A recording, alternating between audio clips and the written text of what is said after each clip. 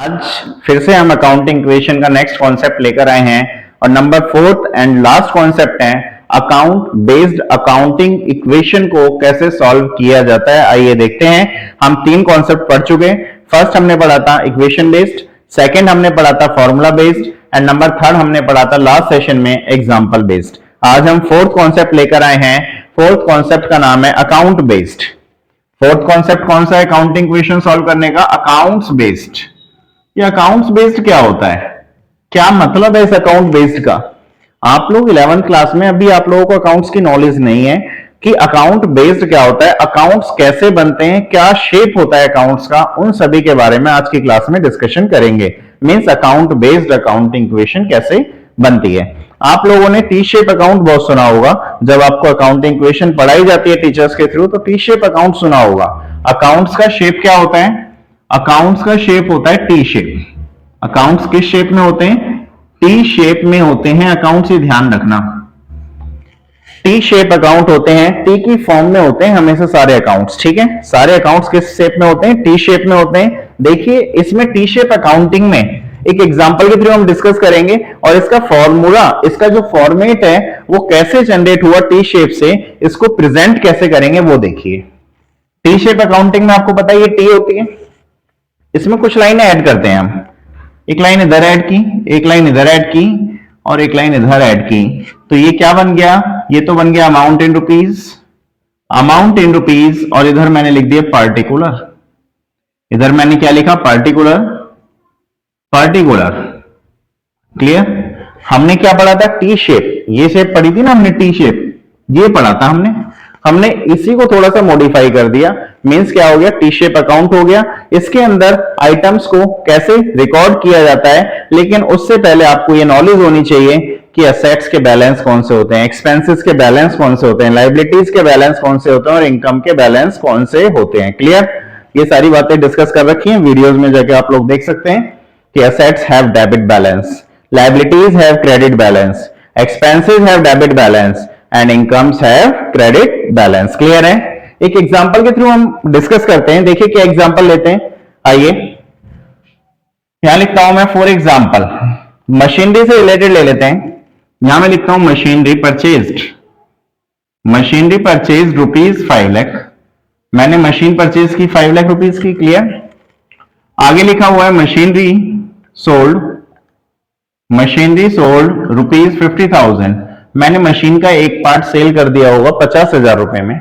Next, machine discarded, machine discard, discard means खराब हो जाना, वेस्ट हो जाना, उसे आपको मार्केट में सेल करना है। मशीन की वैल्यू कम हो रही है, फॉर एग्जांपल 10,000 रुपए से, ठीक है। और depreciation on machinery, depreciation on machinery, ये लिखा हुआ है ₹5,000, 5,000 का डेप्रीशिएशन मैं मशीनरी पर लगा चुका हूं। क्लियर है? ये 4 पॉइंट्स लिखे हुए हैं और क्वेश्चन में बोला जाता है इसे टी शेप अकाउंट्स में रिप्रेजेंट कर दिखाना है और मशीनरी की क्लोजिंग वैल्यू फाइंड आउट करनी है। मींस एट प्रेजेंट हमारी फर्म के अंदर या हमारे बिजनेस के अंदर मशीन की फाइनल वैल्यू क्या है। आइए देखते हैं कैसे करेंगे। सबसे पहले माइंड में क्लियर होना चाहिए, जब हमसे क्या पूछा, मशीन की क्लोजिंग वैल्यू, और इन 4 इंफॉर्मेशन को हमें टी शेप अकाउंटिंग में रिप्रेजेंट करके दिखानी है। आइए देखते हैं कैसे करेंगे। मशीनरी वर्ड आ रहा है, मशीनरी आपके लिए क्या है? असेट्स। ये चीज तो माइंड में क्लियर है। मशीनरी हमारे लिए क्या होती है? असेट्स होती है। और मशीनरी जब असेट्स हैं तो असेट्स के बैलेंस क्या होते हैं? डेबिट होते हैं। और ये आपको पता है ये आपकी क्या होती है? डेबिट साइड होती है और ये क्या होती है? क्रेडिट साइड होती है। और इसके ऊपर लिखेंगे मशीनरी अकाउंट। इसके ऊपर हम क्या लिखेंगे? Machinery account. मींस हमने मशीनरी अकाउंट बना दिया। Left side is debit and right hand side is credit. ये चीज क्लियर है। Machine account T shape account base था हमारा। देखिए मैंने कहा मशीन के डेबिट बैलेंस होता है। मींस जो चीजें परचेज कर रहे हैं, जो मशीन की वैल्यू को इंक्रीज कर रहे हैं, उन सभी को डेबिट करेंगे, और जो मशीन की वैल्यू को डिक्रीज कर रहे हैं उन्हें क्या करेंगे? क्रेडिट करेंगे। याद रहेगा, जो मशीन की वैल्यू को इंक्रीज करें उन्हें डेबिट, और जो मशीन की वैल्यू को डिक्रीज करें उन्हें माइनस यानी कि डाउन करेंगे। क्लियर? क्रेडिट करेंगे। फर्स्ट लिखा हुआ है मशीनरी परचेज्ड, मशीन 5 लाख की खरीदी। बिजनेस के अंदर 5 लाख की मशीन आई, मींस हमारी असेट्स क्या हो रही है? इंक्रीज हो रही है। जब मशीन परचेज की तो डेबिट साइड आएगा बेटा, यहां लिखिए मशीनरी परचेस्ड, मशीनरी परचेस्ड कितने की 5 लाख, तो आपने 5 लाख रुपीज लिख दिए हैं। यहां तक तो कोई डाउट नहीं होगा किसी को।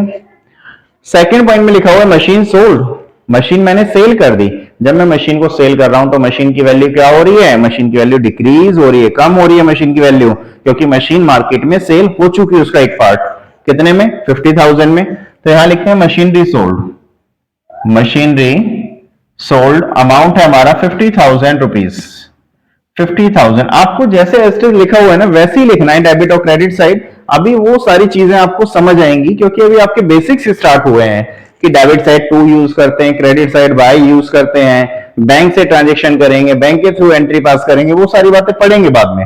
अभी तो केवल टी शेप अकाउंटिंग में आपको इन इंफॉर्मेशन को फीड करना आना चाहिए कि डेबिट साइड क्या आएगा, क्रेडिट साइड क्या आएगा। Clear dear? नेक्स्ट लिखा हुआ है मशीनरी डिस्कार्डेड।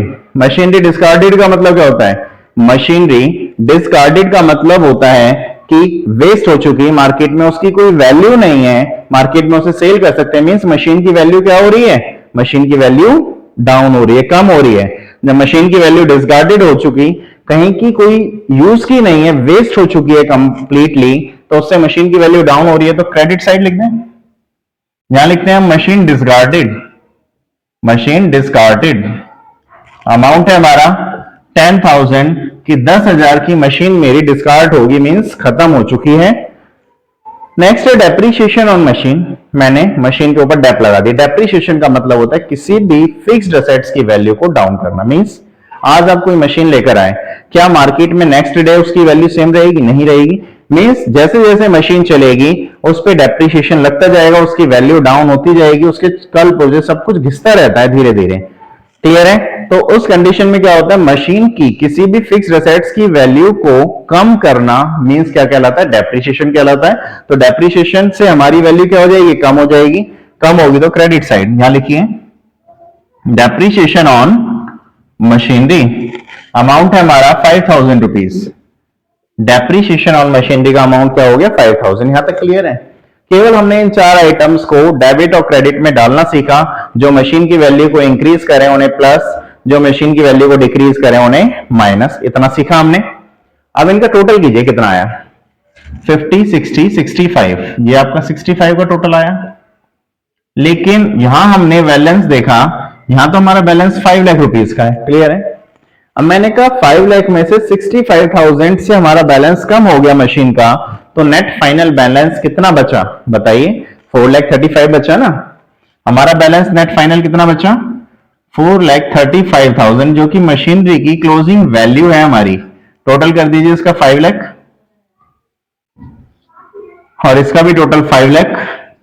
और इधर क्या लिखेंगे आप, यहां लिखेंगे आप balance carried down by balance carried down। 4,35,000 is the closing balance of machinery account, means at present हमारी मशीन की जो वैल्यू रह गई है वो रह गई है 4,35,000। क्लियर है स्टूडेंट्स? यहां तक हमने आज क्या सीखा, टी शेप अकाउंट सीखा।